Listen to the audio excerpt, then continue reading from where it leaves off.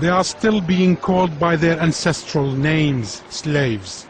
Black Iraqis who have lived for hundreds of years in the southern province of Basra say they are discriminated against. There are traditions in the society. People may say it doesn't exist, but we feel it. For example, when two people fight in the street, one is black and the other one is white. They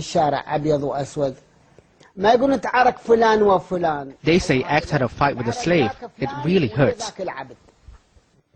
Sha'ban is a member of the movement for free Iraqis. He advocates for more rights for black Iraqis, like parliament representation and more jobs. He says there's a conspiracy against them. Why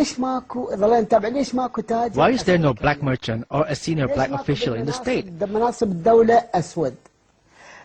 We concluded that there's no place for the blacks in the Iraqi society or in the state. They live in poverty and on the margins of society, working in low-paid professions. Local officials say there's no discrimination against anyone and that the door is open for any group to participate and take their role in the society. We don't want to differentiate one sect or color over another. This is part of ethnic, racial and sectarian division. We want Basra to stay away from it. But if there's a big group like the blacks in Basra, they should and can compete with the other sect or groups in the elections. But some black Iraqis say they are not treated the same way as other minorities. We want to be like the Christians, the Mandaeans and other white minorities who have fixed representation in parliament. We, the black people in Iraq, have rights. An argument that some tribal sheikhs disagree with. Now politics is free for everyone and free choice, and whoever wants to be a member of parliament or heads the cabinet should present himself to the Iraqi people and they will elect whoever they want. On the streets of Basra, residents say discrimination doesn't exist. The whites are 90% and the blacks are 10% in Iraq and Basra. That's why you find few blacks in high posts and ranks, because the whites are more. But we're all brothers and my best friends are black. We live together and there's love. They are also socially interrelated. There's no difference. Others say there are some taboos. There's no exclusion of the blacks. There are some traditions in the society that they too don't intermarry, but otherwise they coexist together peacefully. And while the varying opinions continues to divide this war-ravaged country, the daily struggle for survival remains a challenge for over 1 million black Iraqis. In the dusty streets of the southern city of Basra, faces with African features, the legacy of a millennium of history for Iraq's black citizens. For many of them, the election of the United States' first African-American president, Barack Obama, was an historic yet remote event. But for Jalal Fijil, General Secretary of the Movement of Free Iraqis, it was as if a relative had won.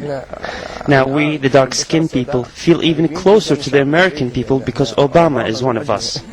Fijil and his party followed every step of Obama's campaign. He calls him inspiring.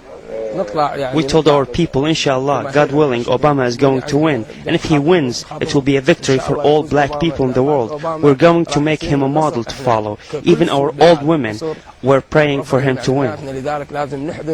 Fijil's organization estimates there are approximately 2 million black Iraqis, a claim impossible to verify since the government does not keep statistics on this. Most blacks here are descendants of Africans brought as slaves to Iraq's south more than 1,000 years ago to drain marshes and build the city of Basra. And many Iraqis still call blacks abid, an Arabic word that means slave. Many white Iraqis claim that term isn't meant to offend. They don't think black Iraqis are oppressed. No, they have the same rights we have. Black people and white people are the same. Same religion, same jobs.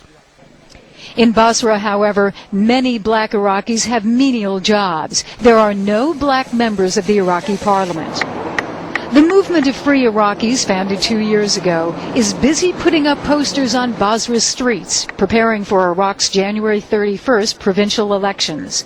It's the first Iraqi political party to run a slate of black candidates.